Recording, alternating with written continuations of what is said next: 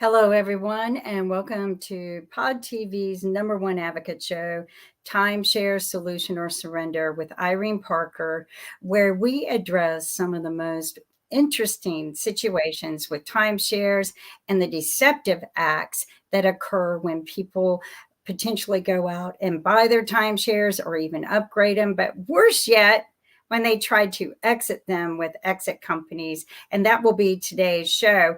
And with us today, we have my superhero, the timeshare advocate. I'm not going to say the other word that I use, Irene Parker. Irene, welcome. It's so good to see you. Thank you. It's so nice to be here. And we have such a remarkable show. We all survived Florida hurricanes to be here. And we normally begin with a disclaimer that we are not attorneys and we cannot give legal advice and consult an attorney, but we're privileged to have one, maybe two attorneys joining us today. And to maximize our time, I have a few brief comments I would like to make before we hear from our first guest. But I'd like to go ahead and bring everyone on stage, beginning with my longtime buddy, Mike Finn, attorney Mike Finn, Florida and Michigan attorney, real estate licensed. And we also have Glenda Parker, is going to be with us today. We don't know if we're related or not. Maybe we are. She seems to have a lot of determination in her. And we have Sergeant Dave. So Sergeant Dave is retired from the Orange County, California Police Department as a sergeant. And before we jump in, beginning with Glenda, who I told her she's one, and Nick, there's Nick, another Nick. attorney. Woo! Wow. Well, my two friends have arrived, Bill and Sue.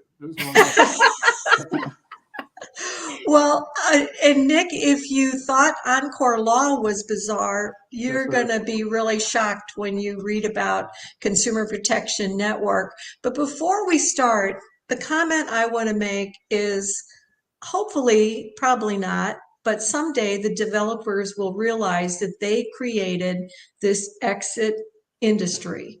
And as I've said over and over again, the houses that we live in, there's no scam exit industry. We call a real estate agent. And yet the developers have deliberately suppressed the secondary market. Now, that's just not my opinion. In 2016, I want to read this quote from Greenhaven Road Capital. This was Steve Miller in 2016 when Diamond Resorts was a publicly traded company. He said that there's a few timeshare hotspots like Maui, but in general, timeshares are very hard to sell. In other words, the consumer has a reasonable value proposition, but when you listen to the two guests today that can no longer use their timeshare, there is no value proposition. And he went on to say the secondary market has undoubtedly had its growth stunted because the absence of a secondary market creates an opportunity for the timeshare companies. And Wyndham has said in past annual reports, a viable secondary market is a risk to our stock and bond investors. And as Glenda's a retired real estate agent, you can't imagine a home builder saying that a viable secondary market is a risk to our stock and bond investors. So we're going to start with Glenda's experience with Consumer Protection Network. I always say, don't trust any company that has the word consumer or protection or advocacy in it. They all sound alike. So Glenda, take us from that first phone call you received that was pretty remarkable. Okay, I was contacted by the Consumer Protection Network on January the 27th, and I attended the presentation on January the 31st, and I agreed to this meeting because I was told that all the expenses, the salaries, and everything was being provided by grants and special project allocations and donations that were provided by Anthony Sabatini. He's a respected former Florida House representative, and he was running for U.S. Senate until a couple of months ago. And this was a free presentation that was being offered to timeshare owners to update their knowledge of what had transpired in the timeshare industry in 2015, which was not true. But at the presentation, there was a few other couples, and we were intimidated by all the ruthless timeshare resorts that had become so ruthless, and there was nothing we could do to exit our timeshares, and they were being passed on to our heirs. And the only loophole that they said was that if we didn't have a signed contract that the resort had obtained, then that was the only way we could get out of the contract. So, Wait a minute, let me back up a minute. So you were told in 2015 a law had been changed or amended a where house law. a house law where your heirs, your children, would have to inherit the timeshare. Yes, And there had to be, what, an affidavit or something in your file proving that they told you that, or else you would be eligible to be released? that's correct. So Remarkable. they told us that the resorts had to have an affidavit that we had been advised of these changes. And if they didn't have one, then we had a viable out. So he was gone for about 30, our mediator, Gary Anderson, was gone for about 30 minutes, thereabout. And he came back and he said, good news. None of the 3 resorts that you have an affidavit signed. So therefore, they have agreed to let you out to exit the timeshares. And all you have to do is pay the equivalent of like 7 years maintenance fees. And now they didn't need any money because they were already being provided money. So this money was going to the resorts, not to them. $22,518. And they had drawn up, I have the paperwork where they had drawn up and showed us approximately what the resorts would require, and had a paper how they had broken it down to what the resorts were going to get. They didn't get anything. They weren't even contacted, because Irene and I contacted Smuggler's Cove in Florida. They were not aware of Consumer Protection Network. They weren't aware of any maintenance fees that were being returned to them. And they agreed to take the timeshare back, just accept it back. So I returned it, and it's deeded back to them now. And then we also contacted Vacation Club International in Cadiz, Kentucky, and they were appalled that this had happened. In fact, I believe they said the president of the association was sitting there, and he had been scammed too, I believe she said. So he was listening avidly to what we had to say. And so they agreed to take it back. So I contacted their attorney. He drew up a contract. I paid the money and returned the deed back to them. And I no longer own that timeshare either. So the only one I have outstanding is Diamond. And as Irene has told me, you can't go through a third party to return this one. And also they have a freeze on it. So basically, Consumer Protection Network, it has done me no good whatsoever. And so the first question that we always ask Attorney Mike Finn, and the most common question that there's about 50 posts a day on the various Facebook groups, what happens when you stop paying your maintenance fees? It's a loaded question. So Mike, you want to start there, and then we will go back and just talk about how slick these guys are when Glenda filed a complaint with the Tennessee Attorney General, and how Consumer Protection Network answered the complaint. So what do you think, Mike? As I said before, that one of the best comments I've heard is, if you continue to pay these maintenance fees for the rest of your life, you're rewarding unethical corporate behavior. I think that's a fair statement. Typically, maintenance fees are collected not by the developer, but they're collected by the homeowners association, the property owners association. Now, there's definitely an affiliation between the homeowners association and the developer. They're normally connected through a management company, and it's hard to say sometimes where the developer hat leaves and the homeowners association hat arrives. But by law, the homeowners association has to be a separate legal entity, and it has to be a nonprofit entity.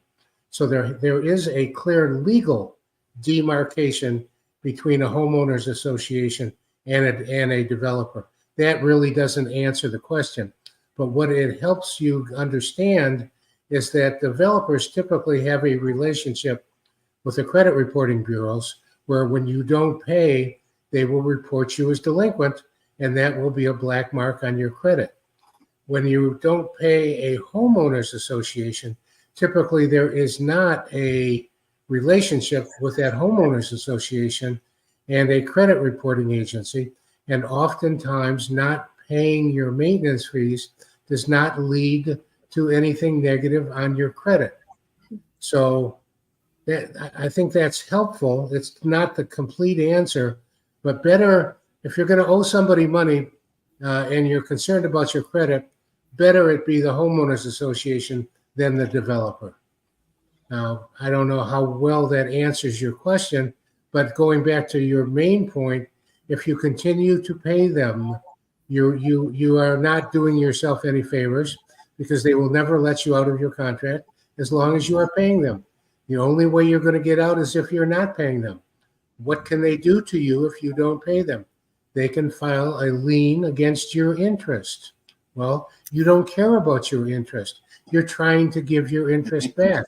You know it's worthless. You don't want it anyway. So go ahead, please file a lien against my interest and foreclose on that lien. Everybody hates the word foreclosure. Oh my goodness, I'm being foreclosed upon. No, you're not. Your timeshare is being foreclosed upon. That's not a bad thing. That's a good thing. You don't want your timeshare. So these words that strike fear in the heart of your average individual may not be detrimental at all. So again, Irene, going back to your issue, there's a lot of incentive not to pay the property owners association for the maintenance fees, with the idea that they won't pursue you in court, and they'll probably end up taking it back and hopefully retransferring it to somebody who will pay their maintenance fees. A maintenance fee that's not being paid, it isn't doing anybody any good. So there's a lot of incentive to not pay. The disincentive is the fear that you're going to be foreclosed upon, that you're going to be sued, that they're going to put a lien on your house. Most of these things are just simply that, fears without basis. There are some exceptions to that. I don't want to get into it in any great detail now. Certainly anybody that has a timeshare issue that wants to discuss it is free to contact me at any point in time, and I can discuss the specific situation. I can say this: most of the time at Finn Law Group, our advice is do not continue to pay either the developer or the property owners association, because if you continue to pay them, they will never let you out of your contract. They have no incentive to let you out of the contract if you're paying them. What bad is going to happen to you? Maybe something bad will happen. Maybe your credit will suffer. But if you've got good credit, maybe you can get through that. And maybe that's the lesser of evils to continuing to pay for something you're never going to use again for the rest of your life.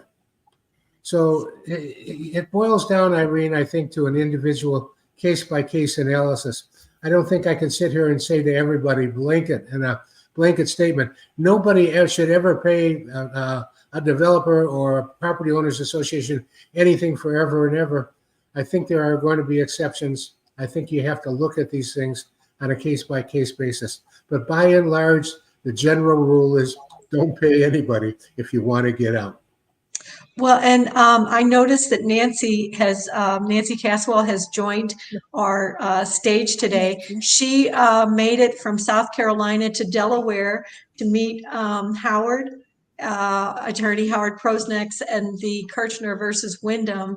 I've asked Nancy to table the question she had for you for another week or two, because we're going to do a show concentrating on timeshare lending. So today we want to kind of just focus on the exit companies. Now, we've talked in the past about Encore Law Inc. That is not a law firm. We're going to talk about them a little bit more later, and they're not to be confused with Encore Law LLP that looks like a very prestigious law firm on Wilshire Boulevard in Glendale, California, that has nothing to do with timeshare. But when they agreed to resolve someone's dispute with Sheridan, she received a charged off notice. She sent only one. In 1 year, they charged her $12,000 and only sent one letter she wrote using her return address. So when just in the last few days they agreed to terminate her contract and resolve the dispute, they used fear tactics, saying that Sheridan is likely to come after them for those maintenance fees and could take her to small claims court. Now, maybe some small developer would do that, but I cannot imagine a Marriott or a Wyndham taking all of these defaulting people to small claims court. Again, Irene, keep in mind, it's not really Sheridan. It's not really Wyndham. It's the Property Owners Association. And yes, there is an affiliation. I'm not saying there's not, but it is absolutely a separate entity. And the developers don't necessarily protect that entity. Those entities have their own way of doing business. They are separate entities. They're nonprofit. And believe me, Wyndham and Sheridan are profit entities. We know that for sure. So you got to be careful when you're talking about who is really owed the money. It helps with a legal analysis. I don't expect to turn everybody into lawyers, or anybody into lawyers for that matter, but you really have to separate those entities and do your analysis from that starting point. Well, and I've heard the comment made that the HOAs typically do not have relationships with credit reporting agencies, Exactly. but if they turn it over to a collection agency. Exactly. Now, we had the admin of Timeshare Users Group on the show, and they actually have a poll of people who have defaulted and what happened to them. So I have heard that there was no effect if you defaulted on maintenance fees. It was reported that you were delinquent on maintenance fees. I haven't heard of anybody's credit score dropping significantly if they defaulted on maintenance fees. Would you agree with that? I would absolutely agree with that. Okay, and now Dave, Sergeant Dave, if you've been battling both Hyatt and Diamond, and like Glenda, he is prepared to default on both. And so there was a yo-yo of both saying at first that you were approved. You're like, oh, thank you. And then, sorry, we changed our mind. So let us hear a little bit, Sergeant Dave, about let's hear anything you want to share about your background is fascinating. We hope you're going to join us as an undercover volunteer. But what happened to you that led to you being with us today? You're overrating me, Irene. My top secret clearance has expired, but I can probably find ways to get myself in trouble real fast, but I'm not going to make those phone calls. Mine are pretty simple. I have two timeshares. The one's now Marriott, and the other, which was Diamond, was originally Welk. And then the one we had in Palm Springs originally was Monarch. And they've all been sold through these various companies. So it was just this last year that we realized, and we'd been realizing it was coming, that we'd be having no use for timeshare. We actually moved to Oregon after my retirement. from Orange County, California. And then about 8 years ago, we started on a journey raising 2 special needs adopted grandsons. They're both on the fetal alcohol spectrum. They're 9 and 11. They're doing great. Our youngest, Isaiah, was told he would probably never walk or talk. Most people aren't aware of just how severe alcohol can damage the brain in utero. And unfortunately, that's what happened. It was the youngest of our 2 daughters who strangely decided to do drugs and alcohol. And she'd been on missions trips around the world with us. Her older sister's doing great up near Seattle, Washington.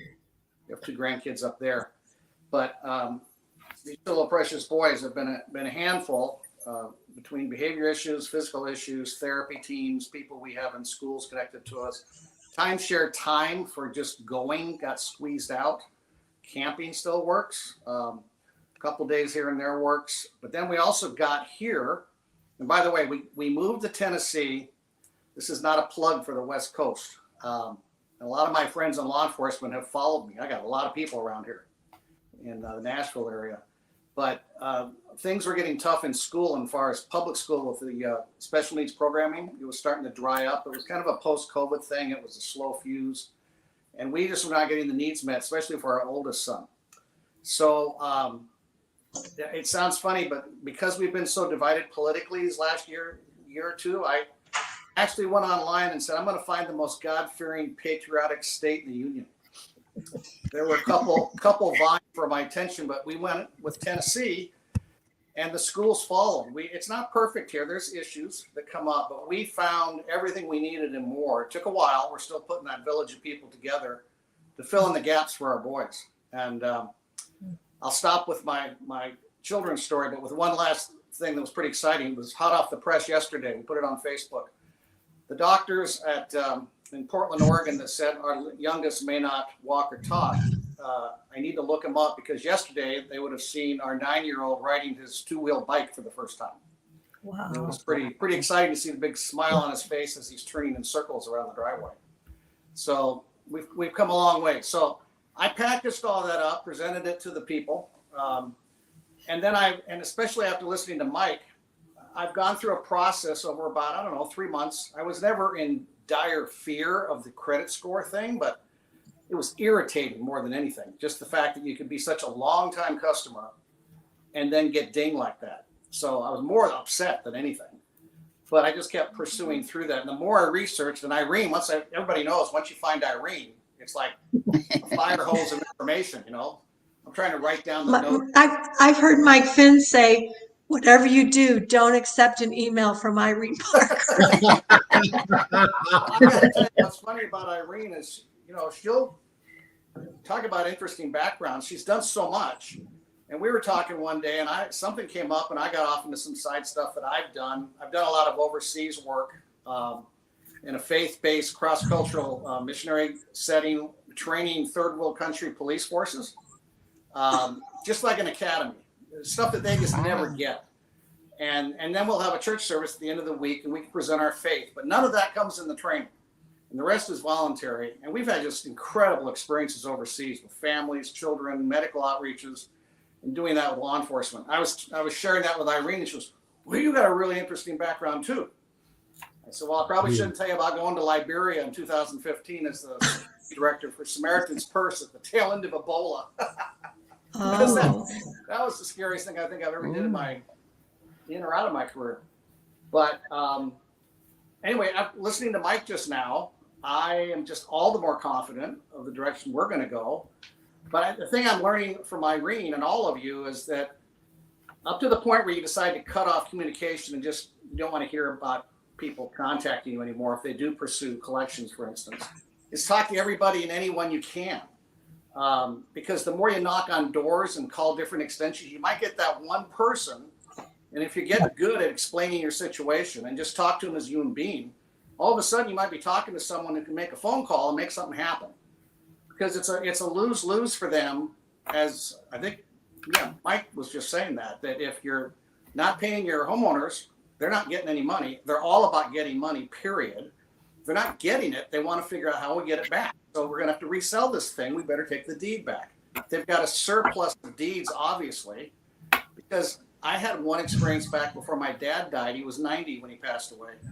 And I'd seen him in Mesa, Arizona, and I was fixing his estate was all set up with a living will and everything, and he was having me go through it. And then all of a sudden he threw this 1-inch thick piece of binder on my lap, and it was a Wyndham timeshare. And he had remarried, and that wife had died. It was her big idea to buy this $50,000 in non-investment. They used it once. Health prohibited them from that. I mean, it wasn't in his estate, which was good anyway. But I said, Dad, this could throw this into probate. I've got to get rid of this. So that was one of my first experiences actually dealing with these people. I called Wyndham, and I told the story, and they were very cooperative. They said, we're not in the business of abusing elderly people. They are now. Others are. But at the time they weren't. And I would have had that thing done and completed with the deed back, notarized and everything, within about 3 weeks, except my dad threw the thing out in the mail twice because he thought it was junk mail. It took about 3 months to get it done, to get around my dad's issues, because I wasn't there to do it. I was back in Oregon. So I did that. And now I'm at the point where I'm thinking, I'm just going to call as many people as I can. I've now bumped it up outside of, with my Marriott one, I bumped it up. I found out that there is a member advocacy person. And I've got him in writing, acknowledging my grandsons, acknowledging my long-term use and consistent usage of Timeshares since like 96. He was even nice enough to put in our contract for our deed and our points that we have from back in 96, right here, that we signed. And I'm going, well, that's impressive. But then he says it's perpetual and we can't do anything about it. But he did say, you're going to get, I already had it, by the way, May 9th, I got put on their list. And they said, he said, you will get most likely a pause letter. And it's going to be first come, first serve. So he gave the impression that they're going to cycle through. So my impression, and the rest of you can tell me, but my impression is they're trying to get their head above water, gas some air in between being inundated with people walking away because they've got a glut of inventory. They're trying to sell them off as fast as they can. And it's going to be, at some point they'll open it up again. But I'm sitting here going, I've got till my personal situation, my dues are going to be, one is quarterly, the other timeshare is annual all at once. And it's up to $2,500 now. And it's all at once. And it's coming in January. Well, I'm walking away before that. And so they have till then. And I don't expect anything because I'm figuring it's first come, first serve. Are there 20 people, 827 people? What's first come, first serve with the glut of people that are doing this? I can't have false aspirations for that. So I'm getting ready all the way up to some of the things I've started. So I got to write this down, put it on the calendar and do this. For instance, before I got on with all of you this morning, I went online with one of the timeshares looking in the financial services area. I have an automatic debit on the quarterly one. And I'm going, I'll just take the credit card off. People have said that, when I'm ready to take it off. Conveniently, you can't. You have to call financial services. You can add another card. So my wife's going to hide my card in a few more weeks here, and it's going to mysteriously disappear so that I can get a new card. I actually have it expiring in December of 24, but it's too close to the payment date. I'm not taking the chance. So, and a lot of this I've been reading on the posts on Facebook page that a couple pages you put us onto. And this is what some people are doing. They're changing their addresses and this and that. But I like what Mike's saying that, maybe the odds are pretty good you won't even hear from collections. But if you do, as one person just posted 2 days ago, they haven't paid their only maintenance fees, no loan. They haven't paid for 3 years. And they suddenly got a collection letter. And she posted a picture of it. It's really fake looking. It's a collection agency, I'm sure, but it's very unprofessional. It doesn't show who the HOA company is. And people are just all the way through the comments saying, walk away, just ignore it. Don't reset the clock by doing anything with that. So I'm gonna shut up here. I just want to keep taking notes from everything you all are saying because it's every time I think I've heard just about enough what I need, I get some other little nugget from you. And it just goes back to my detective career. I used to sit in detectives, like maybe I was investigating part of an investigation of a homicide, and I'm calling up other police agencies to get information on a potential suspect we might have, and I'm asking stuff that's sensitive information. It's only law enforcement related, and I'll get all the stuff I need, and then I hang up and I look at my partner next to me and go, it just never ceases to amaze me that you can talk to these guys in other agencies and you know how to talk the talk, and they start giving you the information. They don't have a clue who I am, but they just gave me all these computer checks and backgrounds on suspect number one, and it's amazing. So my theory is I'll just keep talking until I find another. This guy's name's Hutch Farrell.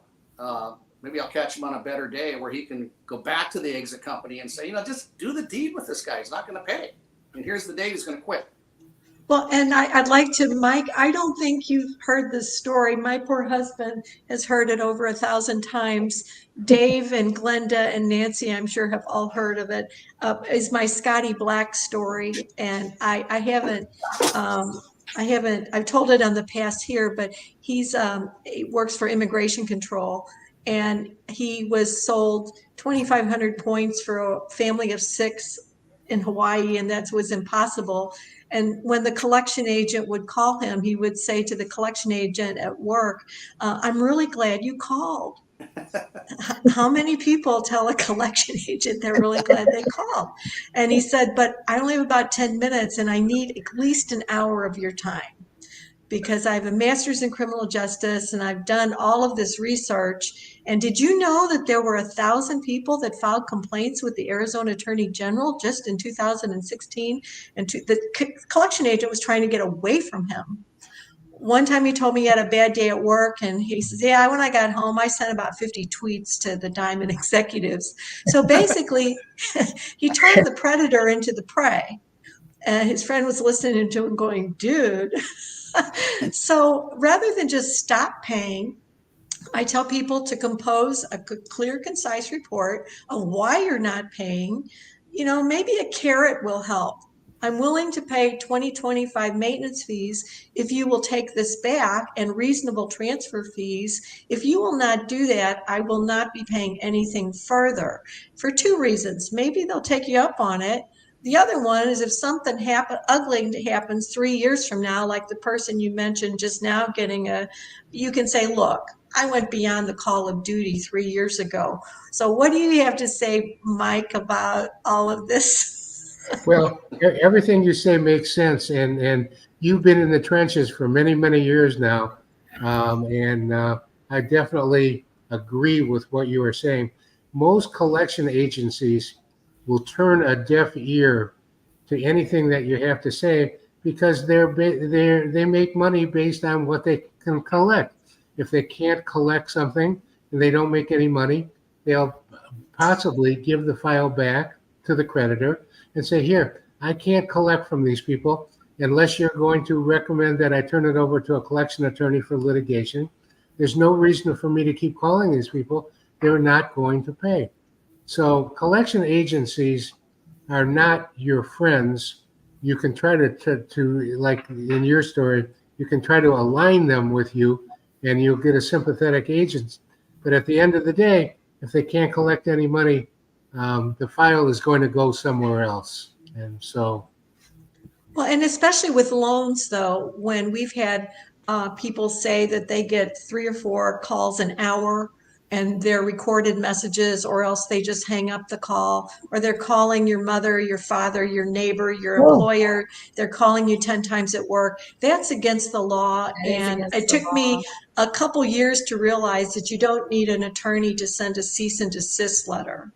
But they are allowed to call a reasonable amount of times, aren't they, Mike? That's right. Between 8 and 8, and maybe 2 or 3 times a day, if that's considered reasonable, they can do that. The best thing, the best, and of course I'm going to mention this because again I'm a little bit prejudiced along these lines, but the best thing to do if you're being harassed by a collection agency is to contact an attorney. The law provides that if an attorney is involved and the debt is being disputed, that the collection agency has to deal directly with the attorney. They may not contact the alleged debtor anymore. Now, I say that because I am one of those guys, and a lot of people can't afford to hire an attorney. But in the event that the harassment has gotten to that point, and you don't know how to make it go away, you can probably find a friendly neighborhood attorney that can send a letter to the collection agency. I represent Steve Jones. We are disputing the debt. If you want to talk to anybody, talk to me. And of course, the collection agency never talks to the attorneys because the attorneys never offer any solution. They certainly are not going to pay it. I recommend that the client pay it. So that is one way out. To your point, you don't need an attorney to file a complaint for collection practices. The problem is that there are a lot of complaints being filed, and are you going to get a lot of attention? Is your complaint going to get a lot of attention? Maybe yes, maybe no. It's a roll of the dice, I guess. I want to share a story about that. I've had a situation with one of my companies and had to close it down pretty quick. And so there was a lot of debt, and we operated, unfortunately, with a lot of credit cards. And I contacted all the card companies and said, I'm going to pay you all back. Everything's coming back up. Just bear with me. Well, two of them didn't want to play nice, and that's fine. At first they said they would, but they didn't. But all of them, the others got paid, but two became very, very nasty. I don't know if I can name names, but I mean, I got the letters and nothing said NDA. So Citibank became really nasty, and they had collections call me, and I did the cease and desist letters. Well, then they started calling my neighbor and having my neighbor deliver me notices that I was delinquent. And then they called my dad, and my dad would call me and say, honey, do you need something? Are you okay? So I, know the laws. And so I contacted my Department of Justice and State Attorney General and said, what is up with these people? They're calling everybody I know. So he took my complaint and went to Citibank and said, hey, you guys can't do this. This is illegal. And the end result was the president wrote me an apology, and they wiped my huge debt clean, because the state attorney general told him that if this happens again, you're not only going to clear her debt, you're going to have to pay her for damages. And but we had a good state attorney general then. Like, he zero tolerance of anything like that. And so I think the other factor is, if you don't have a state attorney general who's focused on that, then you really need a good attorney. And a good attorney can probably know the laws like Mike does, flip things around in your favor. So, Irene knows. I didn't mention it to the rest of you, but the reason I got the advocacy person level at Marriott was he's responding to my consumer complaint with the Attorney General state of Florida. So the same thing. I'm in Tennessee, but in Florida, they said wait 30 to 45 days to hear from Marriott. I heard back from the state in less than 2 weeks, and it was about a week later I got a phone call from this advocacy guy. So yeah, it does make a difference. And I think that's what Irene's talking about with this, get a series of steps together that you can actually articulate in a letter when you're writing to these people, especially at the end when you're getting ready to walk away. Show what you've done. She sent me to a friend of hers that does resells. She saved me the time. Why would I bother, free or not, or pay something and list my timeshares when I know they've got no resale value? I was able to go to someone, them, and tell me what does have resale value, which is a very small percentage of Marriott's apparently, and ours have nothing. So, I just wrote those notes down and incorporate that when I write these people. So I'm hoping the last stage for what I do is that maybe they'll just suddenly call up and say, we're going to do the deed back. One of them wants $1,000. That's help me out, Irene, Diamond, and then Marriott says it's free. They just won't do it. Yeah, I believe now if you bought in Arizona with Diamond, it's only $250 because of the settlement they reached with the Arizona Attorney General. But you brought up a good point about attempting to sell it. So when you and you know, look at the people we have today. We have Glenda. Her husband is legally blind. He suffered a stroke. We have Dave caring for two medically compromised grandchildren. I received a call a few days ago from Brandon. Vacation Village has no responsible exit unless you have a debilitating medical, and even then it's been a battle. And his wife died 2 weeks ago at age 47. But he still has time to call me about his timeshare debt. Leo Gomez, with two Purple Hearts and Bronze Star, called me 6 times the last 30 days of his life, battling pancreatic cancer and Diamond Resorts. The developers, for being multimillionaires, you would think that their IQ would be high enough to know they're shooting themselves in the foot.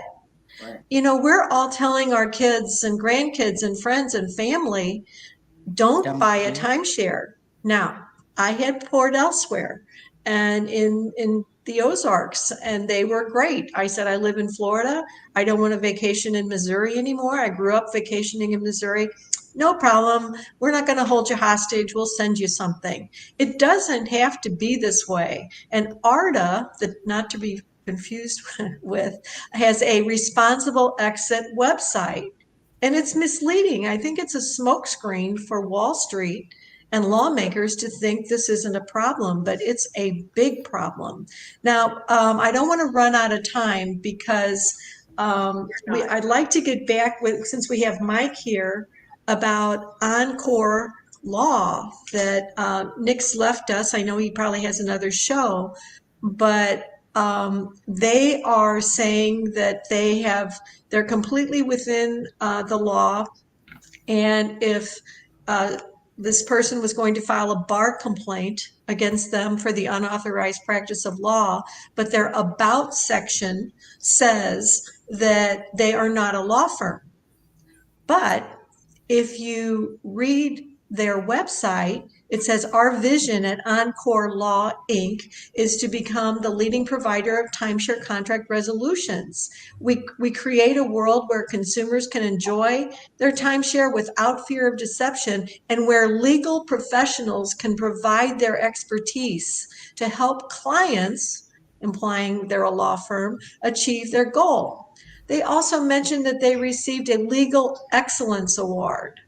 Then it said during the past decade, Encore Law's legal network has successfully retrieved refunds for clients. Then under transparency and experience, Encore is a timeshare industry veteran with years of experience. The knowledgeable and approachable attorneys at Encore Law provide clients clear guidance. Now, before I ask Mike to comment, this is from a lawsuit. I actually attended this 5-day trial. 88. Timeshare exit companies are usually organized in one of a few different manners. Common one is two groups working together, the marketing group and the lawyer group. 89. Most state bars have rules prohibiting certain kinds of attorney advertising, such as guaranteeing results and offering 100% money back guarantee. 91. The co-conspirators require a lawyer or group of lawyers to effectuate the scheme. They lend a false sense of legitimacy by allowing the marketing group to advertise that they work with attorneys. Now, we have a million Florida billboard lawyer ads out there. I don't know why all of these attorneys don't just take out timeshare billboards, but it says the lawyer group is utilized. So you pay $20,000 to this exit company. People think they're being represented, but all they do is pay the lawyer $1,000 to send a cease and desist and demand letter, cutting off the communication with the resort. Then they're told to stop making payments. And then it ends up they just go into default. You don't have to pay anyone to go into default. So, Mike, how do you respond to Encore Law saying they're perfectly okay because they put on their about section they're not a law firm after hearing all of this? Have you ever heard the expression, if it walks like a duck and quacks like a duck, it's probably a duck? I think that expression is very apt in this situation. Clearly, they are practicing law without a license. And lawyers can do things that exit companies cannot do because lawyers are licensed and lawyers have to answer to their bar association and they have to be responsible to their clients. Otherwise, there will be a bar grievance and that lawyer is going to be in big trouble. They may get disbarred. So we lawyers have plenty of incentive to be very, very cautious and careful and make sure that we put our clients' interest first. Exit companies, most of them are former timeshare salespeople. Right. So, I mean, who do you think they really care about? You think they care about their customers? If they offer a personal guarantee and they offer too many personal guarantees, and all of a sudden there's pressure on them to honor those guarantees, all they have to do is change their name. There is no licensure. There is no state licensure required. So today I can be Mike's exit company. Tomorrow I can be Irene's exit company. And Irene's exit company doesn't owe Mike's exit company people anything. So, I mean, you know, it's a shame how the public is deceived. Irene, you made the point initially at the beginning of this telecast that there is a direct connection between the timeshare industry and the exit companies. There is. There absolutely is. The developers have created a bad guy, somebody for everybody to get mad at. It's not the developers that did anything. It's those exit companies. So, excuse me, I got to send these people to voicemail, whoever they are. So, sorry about that. So, probably an exit company. They're horrible. I mean, think about it. You find out that your timeshare isn't worth anything. You find out that your developer won't even take it back. You're assuming you bought real estate and it's going to hold its value, or at least you're going to be able to give it back even if you don't get any money for it. And then now they tell you to pay some other unlicensed company to help. They won't deal with you directly, but they'll deal with this unlicensed company. I mean, who does that? If you think it through, it's absolutely insane. But again, attorneys cannot really, in my mind, get too upset about it because it sounds like we're whistling in the wind. Don't deal with an exit company. They're bad. Deal with Mike Finn. He's good. I mean, isn't that what it sounds like? Well, use a reputable attorney, but here's my thing. Go to Irene first, and then she will evaluate your situation. If you need an attorney, she forwards you to the right person. But I want to point out something just irritating to me. You know, they call themselves a firm. Of course, you know, that's what lawyers do. So everything that they represent themselves, you know, anybody can call themselves a firm. But, you know, when I was in engineering department, we did not say, you know, go to Paramount Global Holdings firm. We, you know, go to our labs or go to Cap Science Labs. We did not call ourselves a firm. I think majority of who calls themselves a firm, I don't know. And then, you know, Irene read down some of the things that they represent. You know, I mean, what legal award did they win? I mean, come on, let's dig a little deep there. But then when I take a look at, you know, at one time, I think it looks like the website has changed since I last went here. It did. It did. Well, you saw when I first pulled it up, it flipped, and then so I had to pull it back up again. But I think it made a serious change because when I first started coming here, it would show me that they had recovered over $20 million in, you know, money for people, which no longer, that number's no longer there. So, good job, girls, for shaking the tree there and making them maybe represent a little more honest. I hope they're watching, but maybe remove the word firm. I mean, who calls themselves firm, Mike? I mean, seriously. I mean, it's Real lawyers, the exit companies will tell you that there's lawyers on staff. Those lawyers don't represent the customers. They represent the exit company. In companies. order to stop a collection company from contacting you, you have to be represented by a lawyer. If I have an exit company and the exit company has told me, oh, we have lawyers on staff, that doesn't help me. They are not going to send a letter on my behalf saying, I represent Mike Finn, stop calling him. They're going to say, I represent so-and-so exit company.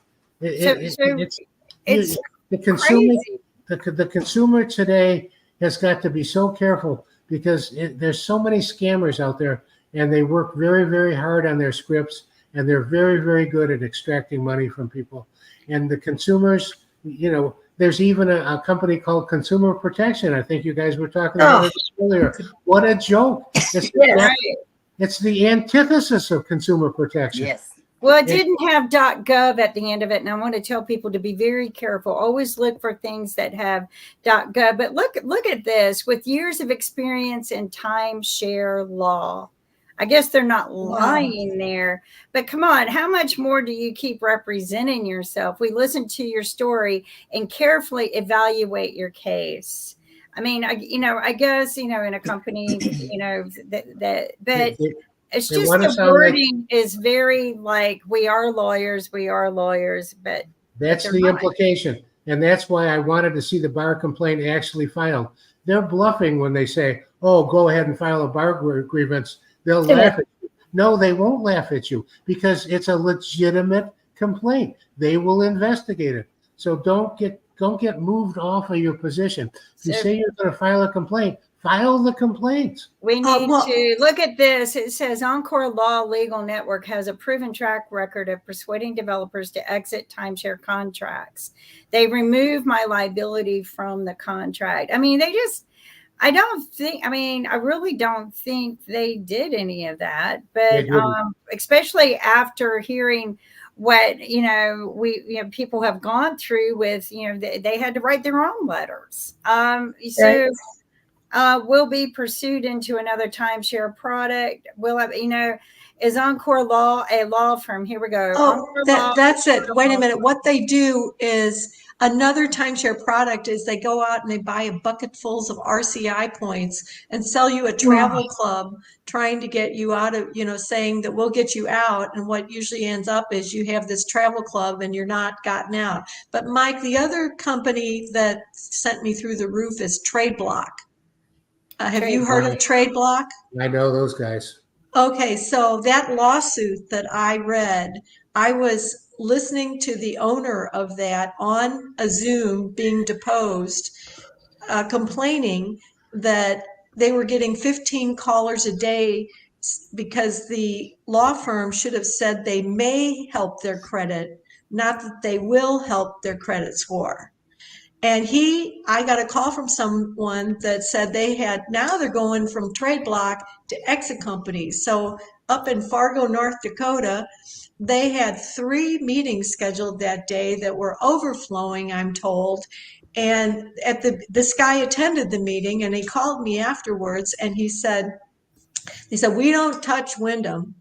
We won't touch Wyndham, making you think that Wyndham will not take it back. Wyndham's easier than any other company if you don't have a loan because they have certified exit. I've never had any problem people exiting, but they kept saying we have a federal attorney in Las Vegas, Adam Wex. Isn't it against the law for them to be out soliciting for any particular lawyer? Believe me, Adam West has no idea that somebody's soliciting on his behalf. He would be appalled to find out that. And by the way, actually, I called him. He was and I was told not to call again. There you go. So, and by the way, we're all federal lawyers. There's not a lawyer that's not a federal lawyer. There you go. I didn't know We that. practice in federal courts. We practice in state courts. You can't just pick a. I suppose you could try to practice mostly in federal court. I mean, certainly I've had my share of federal lawsuits and state lawsuits, and mediations and arbitrations. I mean, we lawyers and in front of committees and stuff like that, lawyers do a lot of different things. But our license gives us the ability to practice in any court. I mean, it goes without saying. But again, the public just doesn't know.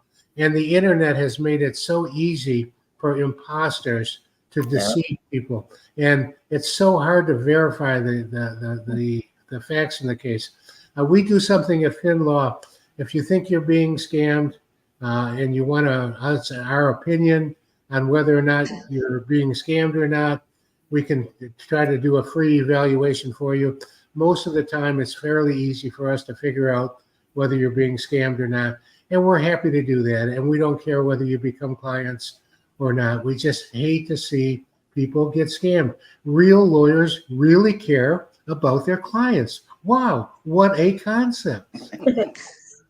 Well, May I say something? Sure.